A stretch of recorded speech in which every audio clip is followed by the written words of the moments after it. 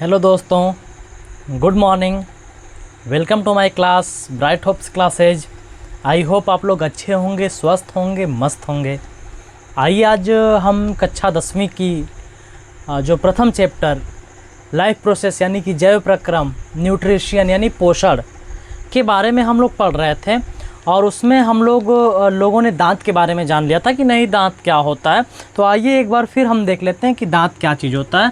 तो देखिए दांत क्या है कि हमारे मुख गुहिका में एक श्वेत रंग की हड्डी पाई जाती है जिसे हम दांत कहते हैं। और वो दांत 4 प्रकार के होते हैं। कौन कौन से होते हैं? तो सबसे पहला आपका होता है कृंतक यानी इंसिजर। फिर उसके बाद क्या होता है रत्नक यानी कैनाइन। फिर उसके बाद क्या होता है अग्रचवर्णक प्रीमोलर। फिर उसके बाद आपका अगला होता है मोलर यानी कि चवर्णक। अब देखिए जो कृंतक दांत होते हैं, ये कृंतक दांत आगे की तरफ होते हैं और इनकी संख्या जो होती है वो इनकी संख्या होती है टोटल 8, ठीक ना। फिर रत्नक जो होता है नुकीला दांत होता है और उस नुकीले दांत की संख्या जो होती है वो 4 होती है। अग्रचवर्णक जो होता है, इस अग्रचवर्णक में जो अग्रचवर्णक की संख्या होती है यानी इस नुकीले दांत के जस्ट बगल में जो दांत होता है इसकी संख्या भी 8 होती है। फिर उसके बाद जो ये चवर्णक दांत होते हैं ये पीछे से 3 होते हैं और इनकी संख्या जो होती है इनकी संख्या कुल 12 होती है, ठीक ना। तो ये तो हो गया था दांत। और हम लोगों ने जान लिया था कि मनुष्य के जीवन में कुल कितने दांत उगते हैं। तो मनुष्य के जीवन में कुल कितने? तो 52 दांत उगते हैं। और अगर कह दिया जाए कि मनुष्य के अंदर कितने दांत होते हैं, ठीक ना, या मनुष्य के अंदर कितने दांत होते हैं, तो 32 दांत होते हैं। मनुष्य के जीवन काल में कुल कितने दांत उगते हैं? तो 52 दांत उगते हैं। तो दांतों के बारे में हम लोगों ने जान लिया था। अब हम लोग देखिए हमारे मुख गुहिका में यानी हमारे मुख के अंदर दांत तो पाया जाता है। इस दांत के अगल बगल में लार ग्रंथियाँ होती हैं। क्या होती हैं? लार ग्रंथियाँ।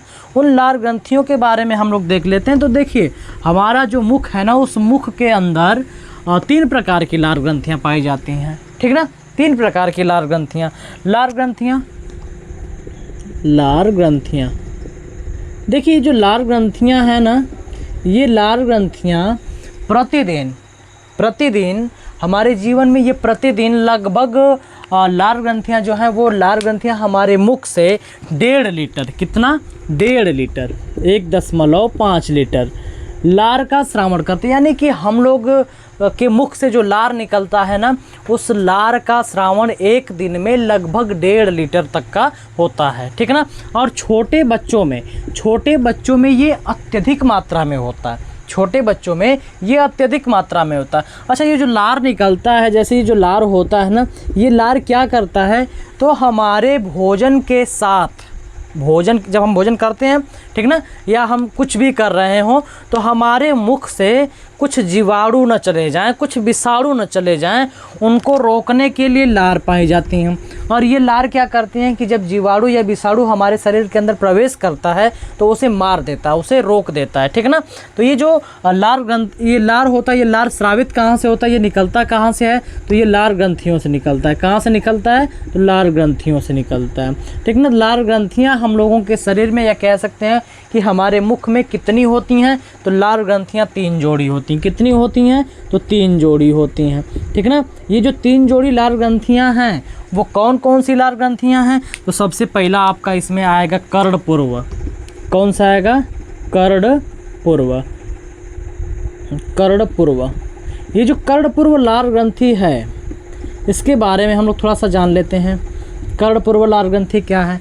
तो देखिए कर्ण का मतलब होता है कान, अपूर्व का मतलब होता है पहले, यानी कान से पहले जो लार ग्रंथि पाई जाती है। देखिए ये पाई कितने, मतलब इसका भाग क्या हो, उस भाग के बारे में हम लोग देख लेते हैं। तो जो लार ग्रंथि है ना, यानी कर्णपूर्व यानी कान से पहले की ये जो ग्रंथि है, इस ग्रंथि को हम कहते हैं कर्णपूर्व लार ग्रंथि, ठीक ना। कर्णपूर्व लार ग्रंथि। आप जब इस गाल को, ये जो गाल है ना हम लोगों का, इस गाल को जब आप उलाटेंगे देखेंगे तो इसके पीछे काली काली नसें होती हैं, ठीक ना। उन्हीं नसों के द्वारा ये कर्णपूर्व जो लार ग्रंथि होती है, यह कर्णपूर्व लार ग्रंथि जुड़ी होती है। तो उन नसों को हम क्या कहते हैं? तो उन नसों को हम स्टेंसन की नलिका कहते हैं। क्या कहते हैं? स्टेंसन की नलिका, यानी कि स्टेंसन की नलिका द्वारा यह हमारे मुख गुहिका में खुलती है। कर्णपूर्व लार ग्रंथि क्या है? तो कान से पहले पाई जाने वाली लार ग्रंथि को हम कर्णपूर्व लार ग्रंथि कहते हैं।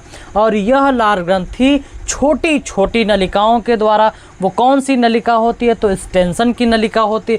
स्टेंसन की नलिका के द्वारा यह कर्णपूर्व लार ग्रंथि जुड़ी हुई होती है, ठीक ना। अब देखिए इसके अंदर से कर्णपूर्व ग्रंथि जो होती है, इस कर्णपूर्व ग्रंथि से एमाइलेज, कौन कौन सा?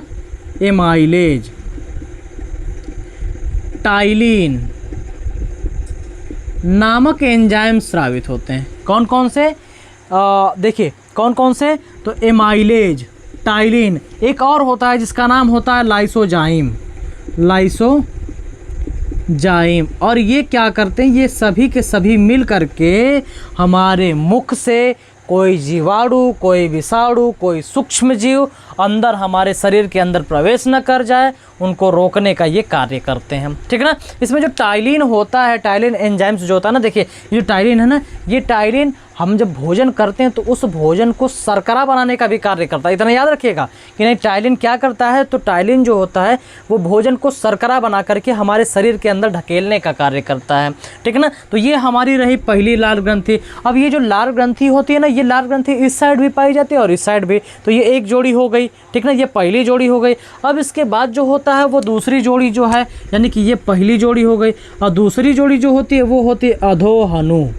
कौन सी होती है? तो अधोहनु, अधोहनु लार ग्रंथि, ठीक ना। ये जो अधोहनु लार ग्रंथि होती है, ये अधोहनु लार ग्रंथि पाई कहाँ जाती है? तो देखिए अधोहनु जो लार ग्रंथि होती है ना, वो आप देखते होंगे जो यूपी वाले भैया लोग हैं और जो बिहार के भैया लोग हैं, वो लोग क्या करते हैं कि खैनी बनाते हैं, खैनी बना करके बस यहीं रख लेते हैं। तो ये जो रखते हैं जहाँ पे ना, जैसे आप देखेंगे खैनी बनाएं, उठाएं, बस धीरे से कोने में दबा दें, तो ये जो कोने में दबाते हैं लोग ना, जो ये हिस्सा होता है, इस हिस्से को, यानी यहाँ एक लार ग्रंथि पाई जाती है और उस लार ग्रंथि को हम कहते हैं अधोहनु लार ग्रंथि, ठीक ना। यहाँ ये अधोहनु लार ग्रंथि होती है। और ये अधोहनु लार ग्रंथि जो होती है ना, जो अधोहनु लार ग्रंथि होती है, यह लार ग्रंथि, जैसे यहाँ पे स्टेंसन की नलिका, देखिए यहाँ से आप देखेंगे नीचवा से ना, इस जिभिया के नीचवा काली काली नसें होती हैं, हरी हरी नसें होती हैं। तो उन नसों को हम कहते हैं बाहर टंस। क्या कहते हैं? तो बाहर टंस नलिका। इस बाहर टंस नलिका की सहायता से अधोहनु जो अधोहनु लार ग्रंथि होती है, वो अधोहनु लार ग्रंथि हमारे मुख गोइका में आकर के खुलती है, हमारे मुख में आकर के खुलती है, मिलती है। देखिए कर्णपूर्व लार ग्रंथि किस नलिका द्वारा? स्टेंसन की नलिका द्वारा। और अधोहनु जो लार ग्रंथि थी वो किस नलिका द्वारा? तो बाहर टंस नलिका द्वारा।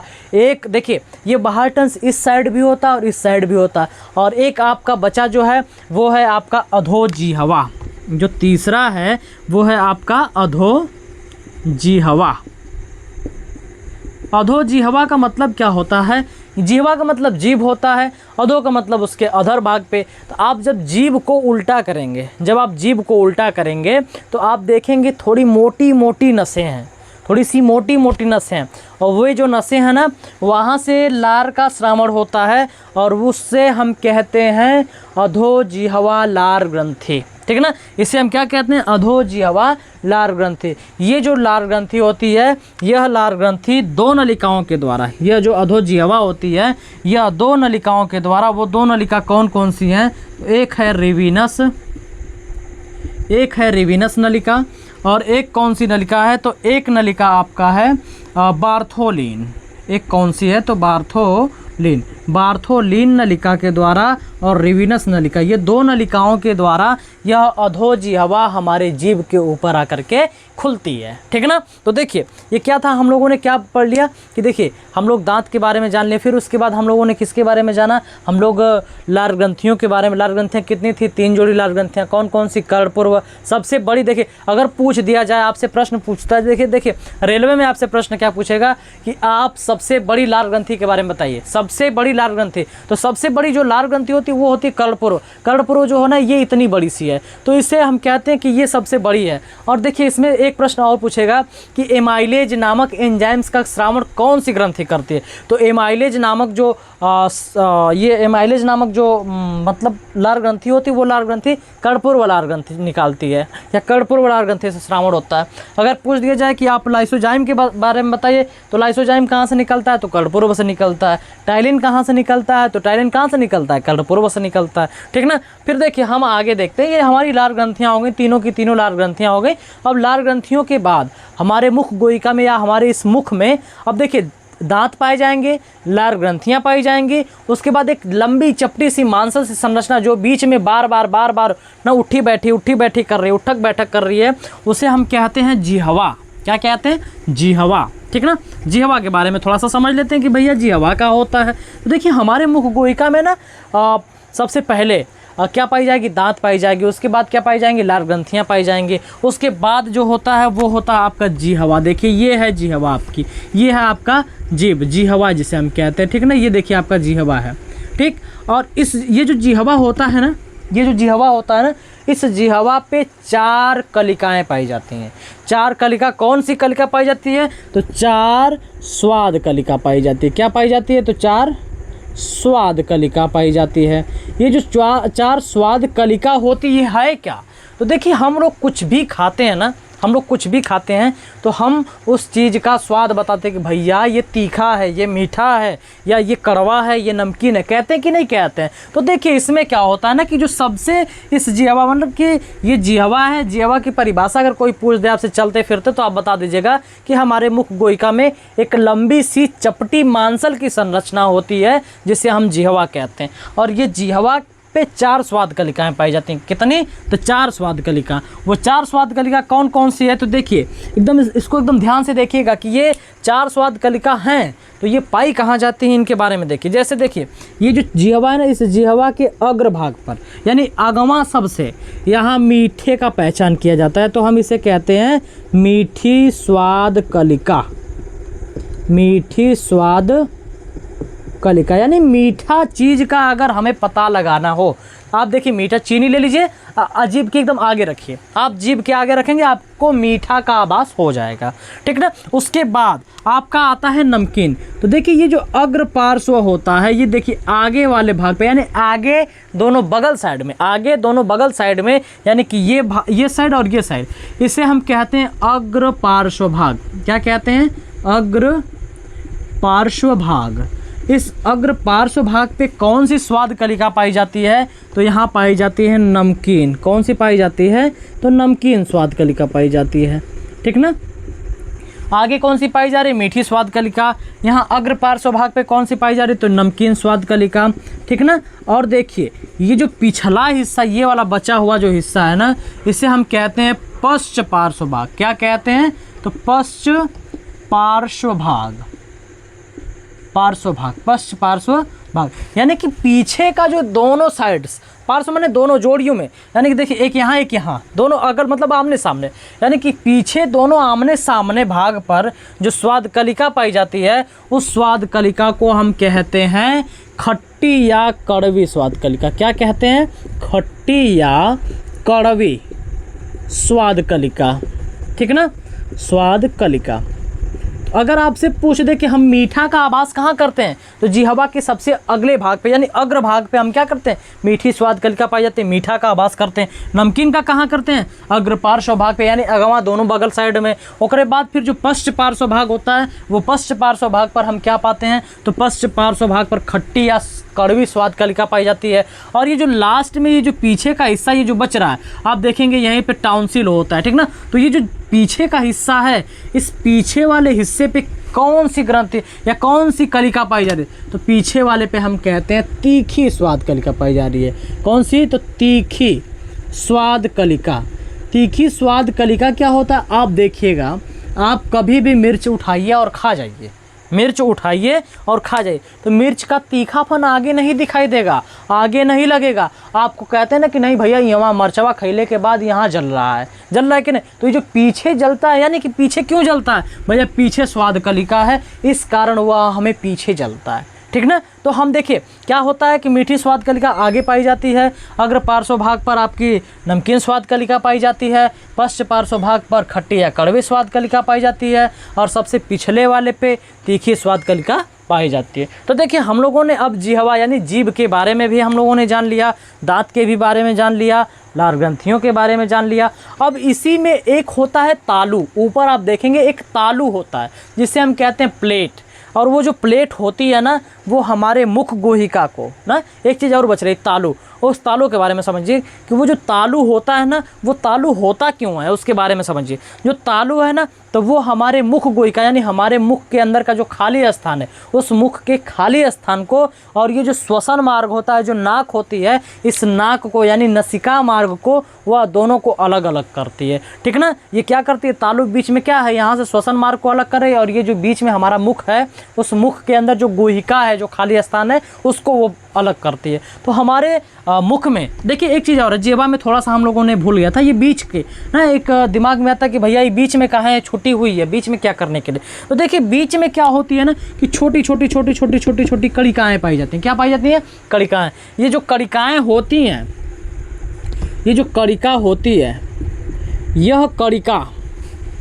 यह कणिका किसी भी कोई भी भोजन, जैसे हम कोई भी भोजन उठाएं तो ये मान लीजिए यहाँ लेके आएँ कोई भोजन का लुगदी है, और उस लुगदी को यह सभी कलिकाओं के पास भेजता है, और जिसका जैसा स्वाद रहता है उस स्वाद के हिसाब से उसका पता चलता है। ठीक ना, इसके बीच की जो कणिका होती हैं, छोटी छोटी छोटी छोटी कणिकाएँ होती हैं, वो जैसे हम भोजन करेंगे वो चारों तरफ फैला देती हैं कि भैया पता करो कि आया क्या चीज़ है। ठीक ना, तो उस ये जो कणिकाएँ होती हैं, ये कणिकाएँ सभी चीज़ का स्वाद बतलाने में, देखिए हम लोग जितना गर्म भोजन खाएंगे, जितना भोजन गर्म खाएंगे उतनी अच्छी अच्छी स्वाद आएगी। लेकिन कुछ भोजन ऐसे होते हैं जिनको ठंडा करके खाया जाता है, जिनको ठंडा करके, जैसे आप खीर जो होता है ना, खीर, उस खीर को ठंडा करके खाइए, बहुत ही आनंद आएगा, बहुत ही आनंद आएगा। क्या हम लोग आइसक्रीम को गर्म करके खा सकते हैं? नहीं, जब तक आइसक्रीम ठंडी नहीं रहे तब तक आइसक्रीम खाने का आनंद ही नहीं आएगा। देखिए सब खाना खाइए, अगर आप गर्म गर्म खाना खाते हैं तो आपको स्वाद सब चीज़ का अच्छा मिलेगा, सब चीज़ का स्वाद अच्छा मिलेगा। लेकिन आप खीर खाइए, चाहे आप आइसक्रीम खाइए, तो ये जो चीज़ें हैं ना, कुछ ऐसी चीज़ें हैं जिनको ठंडा करके खाने पे उनका स्वाद आता है। ठीक ना, तो वे जो कणिकाएँ होती हैं, ये कणिकाएँ सबके आसपास भेजती रहती, जल्दी जल्दी भेजती, जैसे ही गर्म गर्म आएगा भोजन वैसे ही सभी कणिकाओं के पास भेज देगा, और कहेगा भैया जल्दी से पता लगाओ कि नहीं क्या चीज़ आया हुआ है। ठीक ना, तो देखिए हम लोग जिह्वा के बारे में भी जान लिए, और हम लोगों ने तालु के बारे में भी बता दिया कि नहीं जो तालु होता है वो हमारे मुख गुहिका को और उसके साथ साथ जो श्वसन मार्ग होता है उस श्वसन मार्ग को अलग करती है। तो देखिए इसका थोड़ा सा हम लोग चित्र में चर्चा कर लेते हैं। जैसे देखिए ये हम लोगों का एक मनुष्य का हम लोग चित्र बनाते हैं। ठीक ना, ये हम एक मनुष्य का चित्र हुआ।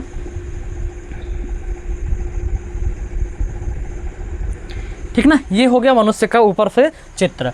अब देखिए इसके बारे में थोड़ा सा हम लोग देख लेते हैं।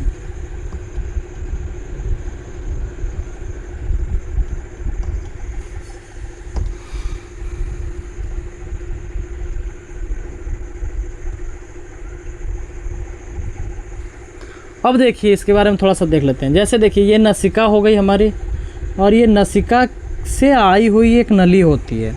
ठीक, और ये जो हम लोगों का मुख गुहिका होता है, देखिए ये बीच में तालु होता है। ठीक ना, ये तालु होता है बीच में, हम इनको बांटने का कार्य करता है। ये क्या कार्य करता है? तो बांटने का। अब देखिए ये जो है ना, इसके बीच के बाद ये मुख गुहिका का जो होता है ये खाली स्थान होता है। ठीक ना, तो ये देखिए ये मुख गुहिका का ये खाली स्थान रहा, उसके बाद फिर एक नलिका होती है। ठीक ना, अब देखिए ये आगे जा करके ये दो भागों में बंटती है। ये कितने भागों में? दो भागों में बंटती है। तो आप देखेंगे ये वाली जो हिस्सा होता है ना, ये इस हिस्से को हम कहते हैं ग्रसनी। क्या कहते हैं? ग्रसनी। ठीक ना, ये जो हिस्सा होता है इस हिस्से को हम कहते हैं ग्रसनी। आप देखे होंगे, मुख को खोल करके देखिएगा, एक उसके अंदर घंटी लटकी होती है, और वो जो घंटियाँ होती है ना, वो घंटियाँ दो, एक आहार नाल और एक श्वसन मार्ग, यानी कि एक खाना खाने वाली नली का और एक हवा ले जाने वाली नली का, वह सहमार्ग होता है। यानी देखिए वो बारी बारी से बंद करने का कार्य करता है। घंटी बीच में लटकी होती है, ना। जब हम भोजन करते हैं तो वो श्वास नाल को बंद करते हैं, यानी नाक से जो सांस लेते हैं उस चीज़ को बंद कर देती है। और जब भोजन जैसे जब ऊपर से सांस जाती है तो ये भोजन वाली नली को बंद कर देते हैं। लेकिन कभी कभी क्या होता है कि वो ग्रसनी ना, कभी कभी ग्रसनी क्या होता है कि जैसे देखिए हम अभी खाना खा रहे हों और किसी और को याद कर रहे हों, तो देखिए जो ग्रसनी होती है, जो लटकी हुई घंटियाँ होती है ना, वो घंटी हमारे मस्तिष्क के आधार पे कार्य करती है। किसके आधार पे? मस्तिष्क के आधार पे कार्य करती है। अब मस्तिष्क उसको सूचना नहीं दे पाता। हम किसी और के बारे में सोच रहे हो और हम खाना खा रहे हो तो मस्तिष्क क्या करता है कि हमारा दिमाग वहाँ है, ठीक ना। तो उसके बारे में जब सोच रहे हो तो हम खाना खाते गए, अभी जो लटका हुआ घंटी है वो घंटी कहेगा भैया किस नली को बंद करें। अब वो ना श्वास नली को बंद कर पाता, ना आहार नाल को बंद कर पाता है। तो उस स्थिति में क्या करता है, ऊपर में लटका रहता है। उसमें क्या होता है कि जब हम लोग भोजन जल्दी कर रहे होते हैं तो उसमें से भोजन के कुछ कण श्वास नाल में भी चले जाते हैं। किस में चले जाते हैं? श्वास नाल में। अब श्वास नाल में जाते हैं तो फेफड़ा जो होता है, फेफड़ा की जो कुप्पिकाएँ होती हैं वो देख के बड़ा दंग हो जाता है कि अरे भैया हम लोगों के यहाँ तो हवा आना चाहिए। कहाँ आना चाहिए? हवा आना चाहिए। लेकिन ये भोजन का टुकड़ा कहाँ से चला आया? ये तो लग रहा है कि कौन आक्रमण कर रहा है हम लोगों के ऊपर। तो अब ये तुरंत क्या करता है कि देखिए फेफड़ा है और फेफड़ा के नीचे यहीं एक डायाफ्राम होता है, तंतुपट जिसे कहते हैं। अब वो डायाफ्राम से कहता है भैया थोड़ी उचकाओ, मतलब कि गाड़ी को अपने ढकेलो और ढकेलो कि ये धीरे धीरे ऊपर बढ़े, ये नीचे ना आवे, ठीक ना, ये नीचे ना आवे। भोजन जो है, भोजन का टुकड़ा श्वास नाल के नीचे न जाए, वो ऊपर भागे। तो वो क्या करता है, डायफ्राम धीरे धीरे उसको मतलब कि आगे की तरफ ढकेलता है कि नहीं भैया जाओ, तुम हमारे लायक नहीं हो, तुम जाओ, हमारे लायक नहीं हो। लेकिन कब तब फिर उसके बाद भी देखिए जब वो ढकेलता है ना तो हमें हिचकी आने लगती है। खाना खाते रहते हैं उस समय हिचकी आती है, तो वो उसी कारण डायफ्राम दबाव बना रहा है। भैया तुम अपने किसी रिश्तेदार को याद कर रहे हो, ठीक ना, किसी रिश्तेदार को याद कर रहे हो। तो जब वो आती है तो लोग कहते हैं अरे लगा था कि तुम्हार मामी याद कर रही हैं, ठीक ना, क्या कहते हैं, लग रहा है मामी याद कर रही। तो अब ये मामी याद नहीं कर रही हैं, हम मामी को याद कर रहे हैं, काम ये होता है बात। तो देखिए ये क्या होता है, उसके बाद भी हम उधर ही खोए हुए हैं, हम अपने ऊपर नहीं ध्यान दे रहे हैं कि ना भैया हमको हिचकी आ रहा है, लग रहा है हमारा ग्रसनी सही से कार्य नहीं, हम ये ख्याल नहीं कर पाते। उस स्थिति में क्या होता है कि डायफ्राम धीरे धीरे करता रहता है, लेकिन उसके बाद भी हम खाना खाते रहें, सोचते रहें कहीं और, तो उस स्थिति में क्या होता है कि जो श्वास नाल होती है वो भर जाती है। और जब भर जाती है तो ना अब जब फेफड़ा के पास, कुप्पिकाओं के पास जब पहुँचने वाला होता है तो उस समय कुप्पिका चिल्ला करके डायफ्राम से कहती है भैया आक्रमण हो चुका, भैया आक्रमण हो चुका। अब हम लोगों को अब ज़ोर से अगर इनको नहीं ढकेल के भगाएंगे तो ये हम लोगों पर आकर के हावी हो जाएगा। तो उस स्थिति में क्या करता है कि जो डायाफ्राम होता है उस डायाफ्राम से ही कहता है कुप्पिका कि भैया एक बार जोर लगा के हैया बोल दो। अभी क्या काम करता है कि एक बार तेज़ी से दबाव बनाता है, और जब तेज़ी से दबाव बनाता है तो हम लोग नाक मुँह सब कुछ से बाहर निकाल देते हैं भोजन को। तो इसलिए आप खाना खाते समय किसी को याद मत कीजिए, ठीक ना, किसी को भी याद मत कीजिए, क्योंकि आपका जो ग्रसनी है, जो घंटी है, वो घंटी लटका रह जाएगा, वो ऊपर ही लटका रह जाएगा, वो श्वास नाल को नहीं बंद कर पाएगा। वो किसको नहीं बंद कर पाएगा? श्वास नाल को वो बंद नहीं कर पाएगा, जिससे आपका जो भोजन है वो श्वास नाल में चला जाएगा, और श्वास नाल में चला जाएगा तो आपको उल्टी होनी ही होनी है, ठीक ना।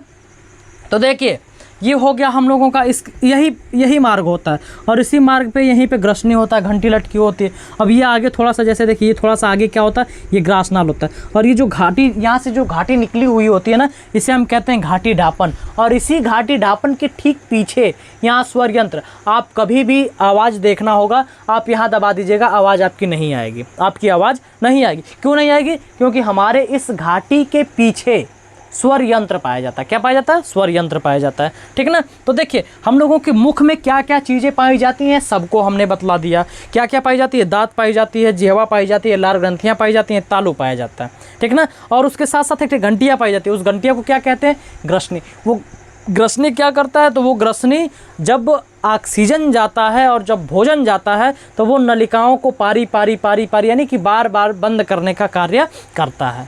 आशा है कि आप लोगों को इतना समझ में आ गया होगा, और अब हम लोगों ने मुख के अंदर जितनी भी चीज़ें होती हैं उन चीज़ों के बारे में जान लिया है। अब इसके बाद हम लोगों का स्टार्ट होता है यहाँ से आहार नाल, ठीक ना, यहीं से आहार नाल स्टार्ट होता है। अब उस आहार नाल के बारे में हम लोग जानेंगे।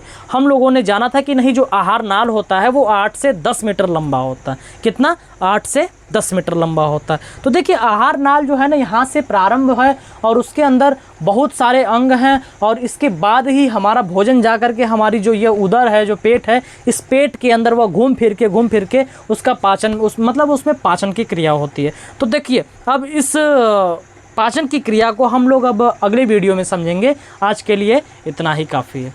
Thanks for watching.